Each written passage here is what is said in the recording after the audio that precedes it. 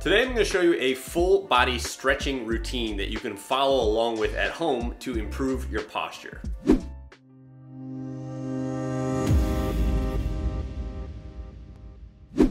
What's going on, everybody? How you doing? It's Blake Bowman here with GuerrillaZen Fitness. In today's video, I'm going to be showing you a stretching routine that you can go through at home that targets common muscle imbalances that are distorting posture. This is a stretching-based routine exclusively. I will have you activating and squeezing some muscles, but these are all stretches, right?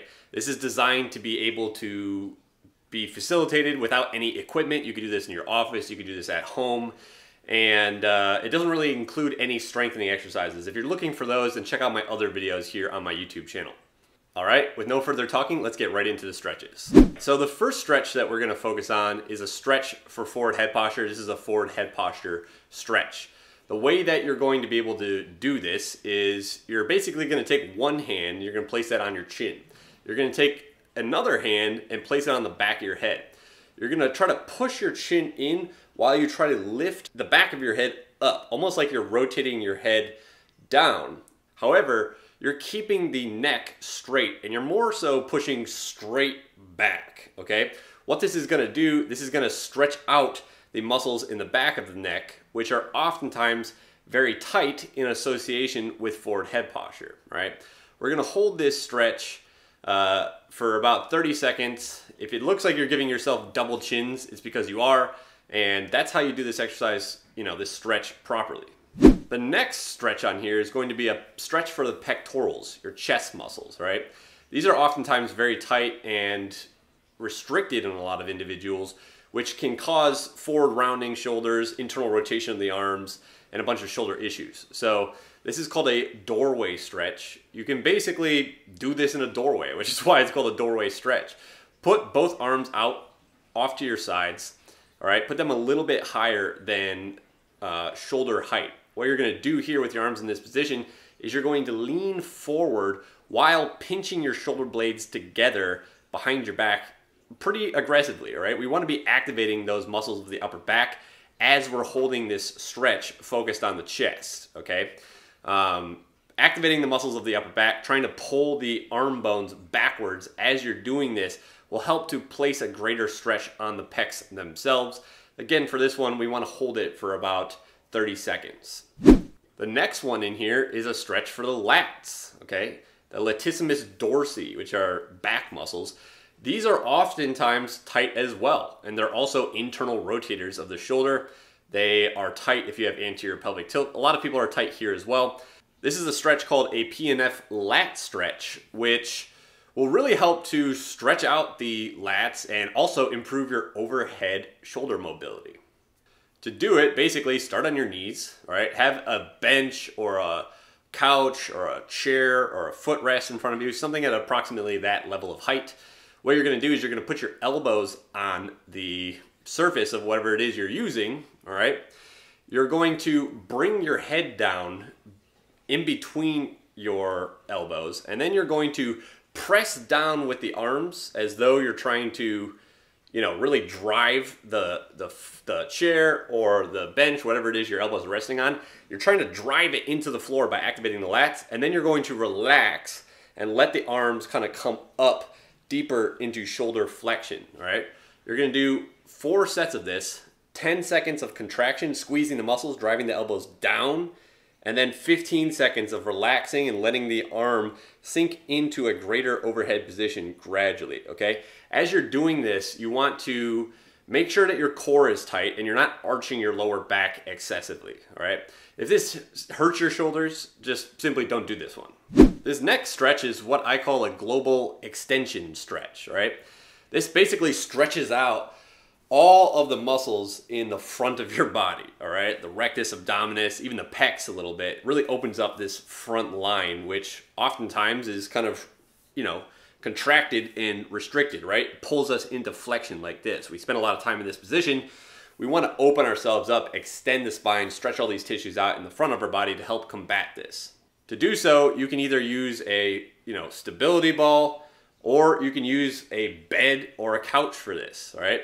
But essentially it's the same. What you're gonna do is you're gonna lay over the ball or the couch or the bed, right? And you're gonna put your arms overhead and simply just allow your spine to bend and extend, all right? Like I said, we're opening up the front of the body here, really trying to stretch out the tissues in the front, all right? Now, if you have anterior pelvic tilt, I do not recommend doing this, right? You probably already have too much of an extension pattern if you have anterior pelvic tilt, and you know, quite simply, doing this would be contraindicated, meaning it's something that you shouldn't do if you have anterior pelvic tilt. If you don't know what anterior pelvic tilt is, check out this card. I think it's gonna be over here. That will take you to a video that I made about a test that you can do for anterior pelvic tilt to see if you have this going on in yourself. The next stretch that I'm gonna show you is a hip flexor stretch with glute priming. Basically, to set up for this, you're gonna set up the same way that you would set up for any kind of hip flexor stretch. You're gonna plant one foot out in front of you, put the knee down on one side that you're trying to stretch. So one foot's planted, one leg has its knee down, and what you're gonna do is you're gonna tuck the pelvis, maintain a posterior pelvic tilt, right? You wanna tuck that pelvis underneath you as though you were wearing a belt buckle and you're trying to tilt the belt buckle up towards your face. Maintain that position the whole time. Squeeze the glute really hard on the side that you're stretching with the down knee, and raise the arm up on the side with the down knee and slightly bend away from it, all right? In this position, with the butt squeezed tight, the pelvis, you know, remaining in a posterior pelvic tilt, and the core tight, with the arm overhead, you're gonna really feel this stretching up, you know, stretching open and really opening up the hips, the hip flexors, which, you know, are commonly tight in people that sit a lot. For this, we also wanna do this for about 30 seconds on each side. The next thing that I'm going to show you is a contract and relax. It's kind of like the PNF lat stretch I showed you. A contract and relax stretch for the hamstrings, right? Again, if you have anterior pelvic tilt, don't do this one. If you have anterior pelvic tilt, your hamstrings are already too long and taut in the first place, and stretching them makes the anterior pelvic tilt worse. If you want to, again, see if you have that, check out this video I made on it over here. To get set up for the, you know, hamstring stretch though, you're basically going to take a very wide stance, all right? Kind of a windmill stance as you're standing.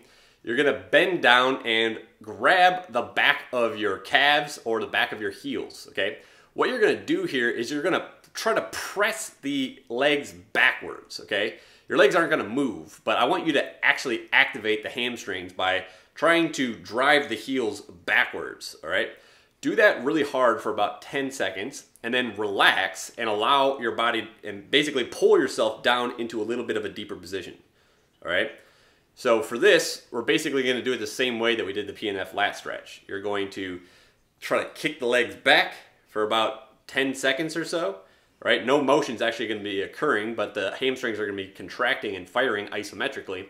And then after about 10 seconds of contracting and squeezing the hamstrings in this way, you're going to relax and allow your body to bend forwards into a little bit more of a deeper range of motion, all right? For this, 4 sets, 10 seconds on the contraction, 15 seconds on the relaxation. If you're crunched on time, you can just do this for 2 sets. Some things to keep in mind with this though, you wanna do your best to keep a neutral spine as you're doing this. Try not to round the upper back too much, all right? If you find that your back is rounding a lot, especially in the low back, you're probably just trying to bend down too much, right? Your hamstrings are too tight for you to be able to bend down that far without sacrificing the structural integrity of the lumbar spine, your lower back. So simply just don't go down that far at first. Maybe grab behind the knees, maybe grab the hamstrings themselves. The last one I'm gonna show you is just a simple calf stretch. You can do this in a door frame. You can do this against the wall. You can have a stack of books or a weight that you prop your foot on. It pretty much all works the same. What we're trying to do is dorsiflex the ankle to put a stretch on the calf musculature, all right? Trying to pull the toes up towards the shin bone. One of the easiest ways to do this is in a door frame, right? Stand in a door frame, prop your toes up on, you know, on the wall, all right? Doesn't matter what the other leg is doing. You're only doing this on one side. With the toe propped up on the wall, you're going to pull yourself in towards the wall, all right, which should really light up the calves. You should really feel the calves being stretched out and elongated in this position, all right? If you want, you can actually use the muscles of the lower leg to kind of try to pull the toes up towards the shin as you're pulling yourself in, all right? That's gonna help to activate the dorsiflexors of the ankle, like the anterior tibialis, which are commonly weak in people, and it's just gonna help you get more benefit from this stretch. So for this, We're gonna hold this for about 30 seconds on each side. That's it for today's video. I really hope that you enjoyed it. If you have, then give the video a like, and also go down below and let me know what you want me to make videos on in the future, all right?